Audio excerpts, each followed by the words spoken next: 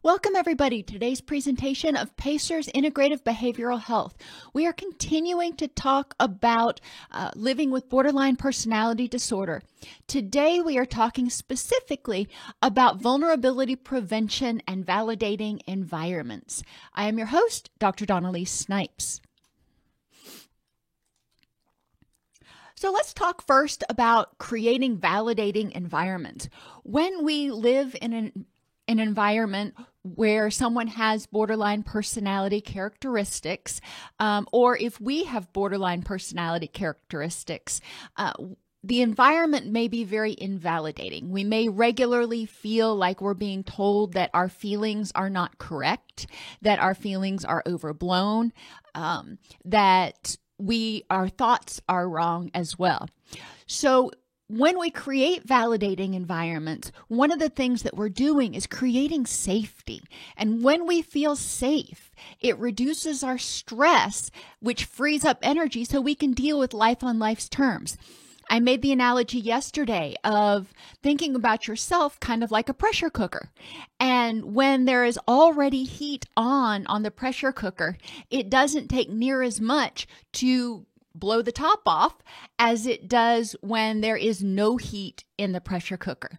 And what we're doing by creating validating environments is we're turning down the heat. That way you've got more room to move, more energy to deal with life.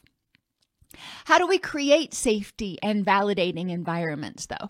Well, it's going to be a little bit different for every single person based on your experiences and your preferences, but it's going to start with a mindful awareness of your thoughts, wants, and needs. Becoming aware of what's going on inside of you, acknowledging it and accepting it non-judgmentally. That is the first step in creating a validating environment, being able to acknowledge and validate your own thoughts, wants, and needs. You want that non-judgmental acceptance and validation of your thoughts, wants, and needs. By you want to do that for yourself, but ideally you want to have people in your environment that can similarly non-judgmentally accept and validate your thoughts, wants, and needs as real, as accurate, as what they are in the moment. Now, are they necessarily the most helpful? Well, maybe, maybe not. But the way you feel is the way you feel. And then you can take steps in order to address that feeling. So the next step, once you have identified your thoughts, wants, and needs, accepted it non-judgmentally, is to use your distress tolerance skills and your emotion regulation skills to get out of that emotional mind and into your wise mind. We need to turn down the heat a little bit so we can get out of the adrenaline haze and we can step back and look at the situation in its totality without feeling like we must react impulsively right now. So distress tolerance and emotion regulation skills are really important when we start feeling overwhelmed. Support and responsiveness to assess and address those thoughts, wants, and needs. So this is the next step. Become aware, accept it non-judgmentally, develop those distress tolerance and emotion regulation skills, acknowledging, if you're angry, if you're scared, if you're terrified, acknowledging that and saying, okay, this is how I feel right now. Using your skills to be able to take a step back and say, okay, why do I feel this way? Am I safe? If not, what do I need to do to get safe? And if I am safe, what do I need to do to improve the next moment?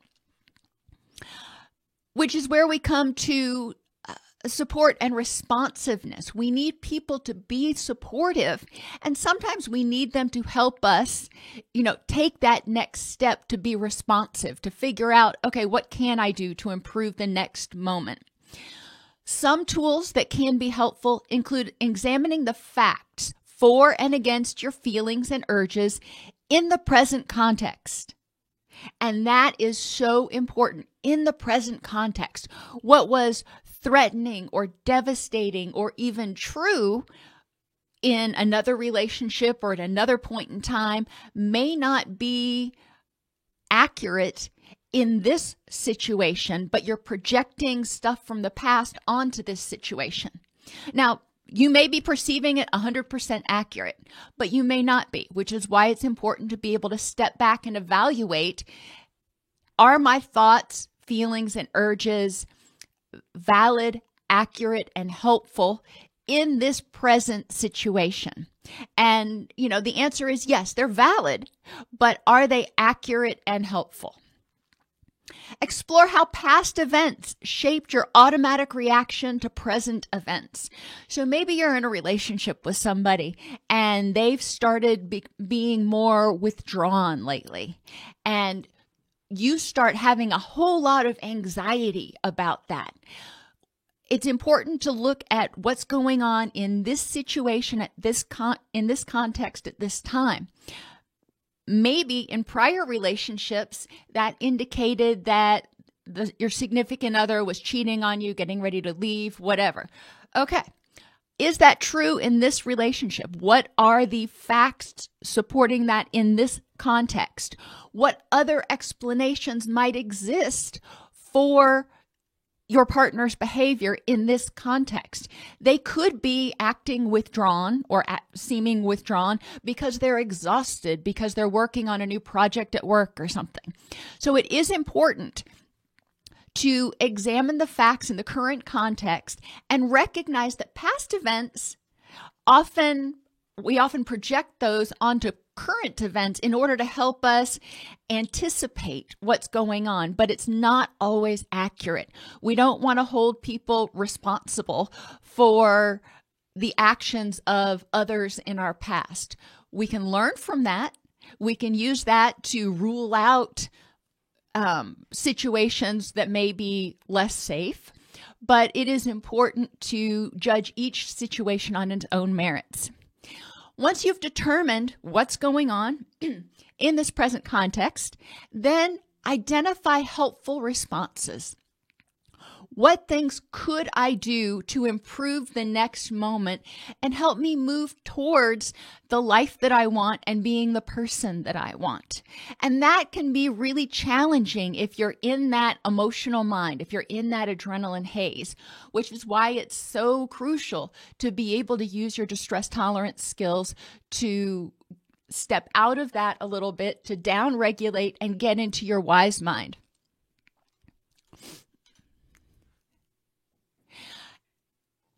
And that is one of the reasons, or that you point out that fact-finding inside an invalidating environment is hard, which is why the whole point was you need to create a validating environment that's characterized by mindful awareness of your thoughts, non-judgmental acceptance and validation in yourself as well as from others in that validating environment, and then moving on to distress tolerance and problem identification. The next thing that we're going to talk about is vulnerability prevention. Again, we're turning down the heat a little bit in our pressure cooker by eliminating unnecessary stressors, by addressing unnecessary stressors. Making sure you get enough sleep is really important. Your body activates your threat response system when you are sleep deprived, which can make you more aggravated, irritable, more likely to respond impulsively. So quality sleep is important. Nutrition is important. Your body makes all the neurotransmitters and hormones it needs to help you regulate your mood by the foods you eat. So you need to eat healthfully and minimize those stimulants, because stimulants are going to contribute to agitation. And pain. When we're in pain, it does activate our stress response system, which can make us more edgy. But generally, just anytime we're in pain, a lot of times people tend to be more impatient, maybe more frustrated, maybe more irritable. So addressing some of these physical vulnerabilities that make you more likely to respond to situations with extreme reactions or respond negatively to situations is really important. Affectively and cognitively, paying attention to your mood. If you get up and you're in a god-awful mood, well, knowing that is really important, because if you know that you're grumpy, then you can take steps to prevent it from getting worse. You can figure out, okay, I need to buffer myself from these sorts of things today so I don't end up devolving into a much worse mood. Recognizing that, but also taking steps to improve your mood by identifying opposite emotions. What can you do that can help you experience opposite emotions? You can feel happy about certain things in life and be stressed about certain things in life at the same time. And that's what Hayes talks about when he talks about living in the and. It is possible to be stressed out over your relationship or over your finances or your job or something else, and grateful and happy about other things in your life that are important to you. Being aware of your attitude is also important. A lot of times when I'm in a negative mood, I also have a negative attitude. In substance abuse recovery, a lot of times we call this stinking thinking. And it's important to pay attention to your cognitions. How are you thinking about things? Are you seeing the glass as half full or half empty? Are you seeing the sky as partly cloudy or partly sunny? And that can be really obnoxious sometimes, but it is important to embrace the fact that our perception of things and the way we approach things can impact our feelings about those things. Radical acceptance is really also can be very helpful in vulnerability prevention. Recognizing that in any given moment, life is what it is. And it's not necessarily good or bad, it just is. And the goodness or the badness a lot of times are interpretations that we put on that. Along with recognizing that in any moment, life is what it is. It's also constantly changing. Every moment is an opportunity to improve. Every moment is an opportunity to change. So examining what it is in the current situation that you like and keep that going, and what it is in the current situation that you don't like, and ways that you might be able to address that in a meaningful fashion. Environmentally, paying attention to sights, smells, and sounds can be really important for vulnerability prevention.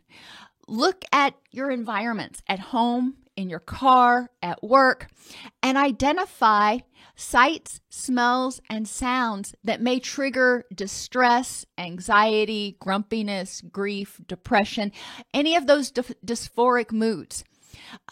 And this When I talk about sights, sometimes it's pictures, sometimes it's, just disarray. Other times it is maybe not being able to see entrances or exits. So being aware of what you need in an environment in order to feel safe, in order to be as relaxed as possible for you, is really important. And then adding triggers for happiness can also be really, really important, because if we eliminate the stressful triggers, well, that's great, but then we're left with kind of a void unless we put in triggers for happiness. Most of us don't want to sit in a room with completely barren walls and no color. So think about, what can I put in my environment to make it a sanctuary? Not only am I removing distress, but I'm adding things to make it as comfortable and relaxing as possible. For me, I love the sound of running water. So I have an indoor fountain at my house that I keep going, and that trickling is very calming to me. Some people, it drives them crazy because it makes them have to pee. Everybody's a little bit different, but knowing what is most relaxing for you.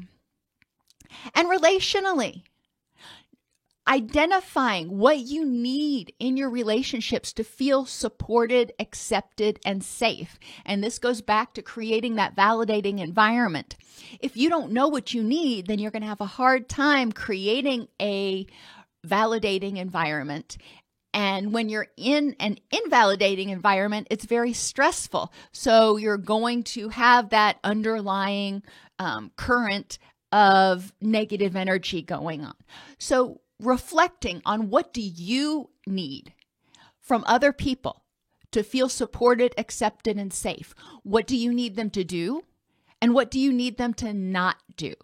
And recognizing that even little nonverbals can be very triggering for people. I know there are a couple of looks that my mother used to do. And as a little kid, they were scolding looks. And now when other people do them, it just drives me up a wall. So I recognize that came from the past and that I'm projecting that onto the present, but identifying that and recognizing it is important. I need, in order to feel supported, people who are there and able to validate my feelings without necessarily having to fix the problem. I need people just to acknowledge that, hey, you're devastated right now. And I can say, yeah, let me tell you all about it. So those are the things that I need. And it's important for you to figure out what you need from other people and then to tell them. Don't expect them to read your mind because they're not going to. And then while you're doing that, also identifying people and behaviors that prevent you from feeling safe. Maybe that is people who don't respect your physical boundaries. If they're too huggy, touchy, not necessarily in trying to be inappropriate, but some people were raised in cultures and families that were very touchy and they hug all the time and hold hands. And for other people, that's not comfortable.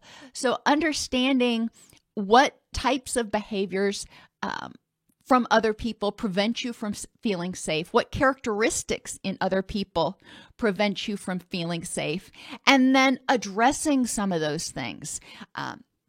There may be characteristics of people in the present that remind you of dangerous people or unsafe people from the past. So whenever you see people that remind you of the past, it triggers your anxiety. So that may be an issue that you need to work on, you need to address in therapy in order to process whatever that unsafeness was so it doesn't keep re-triggering you in the present and re-triggering you when you're, at Walmart or the grocery store or wherever. So recognizing, again, how the past impacts the present, doing as much as you can to create validating environments, both in your own head, where you are non-judgmentally accepting and validating of your feelings, thoughts, wants, and needs in the moment. Doesn't mean you have to act on them, but you're saying, this is how I feel and this is valid. Then taking steps to down-regulate, to re-regulate using distress tolerance skills so you can get in your wise mind and make decisions about how to handle situations. And then preventing as many things as possible that might make you more vulnerable to extreme reactions. And that includes physical vulnerabilities like sleep, malnutrition, pain, and affective and cognitive issues like what your mood happens to be. Sometimes we just wake up on the wrong side of the bed. The environment and relationships. Are there any questions specifically about how to create validating environments or prevent vulnerabilities to help you feel less distressed and free up some of that energy. Now, there are a lot of videos on the YouTube channel that talk about vulnerability prevention and dialectical behavior therapy skills, and I really encourage you to watch those because they go much more in depth into each one of these topics. But there are, this is a time where I can answer really quick questions if you have any before I sign off.